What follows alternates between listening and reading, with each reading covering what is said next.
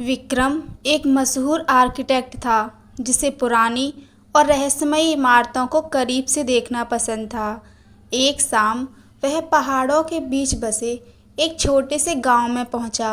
वहां के स्थानीय लोगों ने उसे चेतावनी दी थी कि पहाड़ी की चोटी पर बने खंडर महल में सूरज ढलने के बाद कोई न जाए।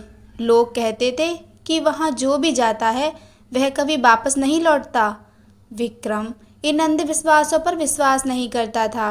उसने अपने बैग में एक टॉर्च, डायरी और कुछ जरूरी सामान रखा और अकेले ही उस महल की ओर निकल पड़ा।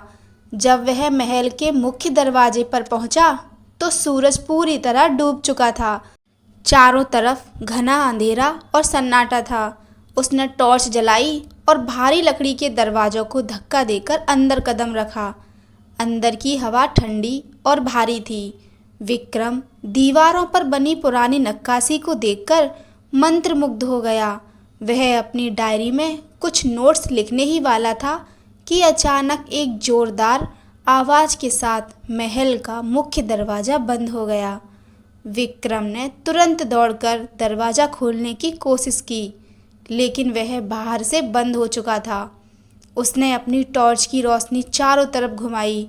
तभी उसे महसूस हुआ कि उसकी टॉर्च की रोशनी धीरे धीरे धुंधली हो रही है।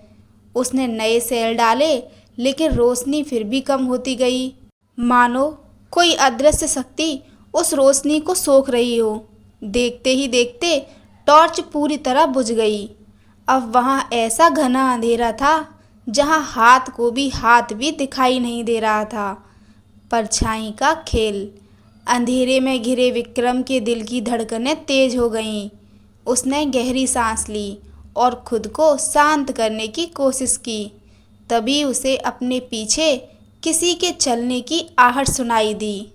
Top top top. वह चौंक कर मुड़ा। कौन है वहाँ? कोई जवाब नहीं आया।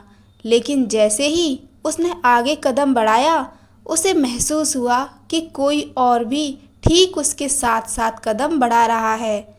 अचानक महल के बड़े हॉल की खिड़की से बादलों को चीरकर चांद की हल्की सी रोशनी अंदर आई।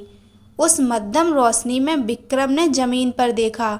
वहाँ दो परछाइयाँ थीं, एक उसकी खुद की और दूसरी एक लंबे अजनबी साए की। लेकिन अजीब बात यह थी कि आसपास कोई दूसरा इंसान मौजूद नहीं था। वह साया सीधे विक्रम की परछाई से जुड़ा हुआ था। विक्रम ने हिम्मत जुटाई और उस साए से बात करने की कोशिश की।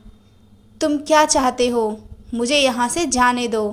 तभी हॉल की दीवारों पर अजीब से अक्षर चमकने लगे। विक्रम ने ध्यान से देखा। वे कोई जादुई शब्द नहीं थे, बल्कि उस महल के आखिरी राजा की अधूरी कहानी थी। राजा को अपनी कला और वास्तुकला पर इतना घमंड था कि उसने खुद को इस महल में कैद कर लिया था और अकेलेपन में दम तोड़ दिया था। वह साया और कुछ नहीं, बल्कि राजा की वही अधूरी इच्छा और अकेलापन था जो इस महल में आने वाले हर इंसान को अपना कैदी बना लेता था। विक्रम समझ गया कि इस साए से डरकर या लड़कर नहीं जीता जा सकता।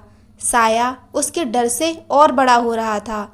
विक्रम ने अपनी आंखें बंद की और अपने डर को पूरी तरह छोड़ दिया।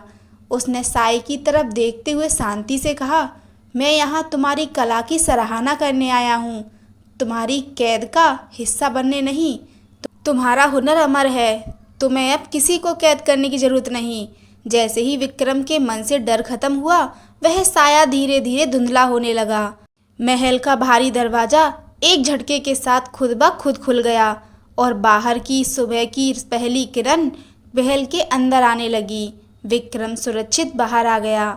उसने पीछे मुड़कर देखा। महल अब डरावना नहीं, बल्कि शांत लग रहा था। उसने सीख लिया था कि सबसे बड़ा अंधेरा हमारे भीतर का डर होता है, और जिस दिन हम उससे डरना बंद कर देते हैं, हर रास्ता खुल जाता है।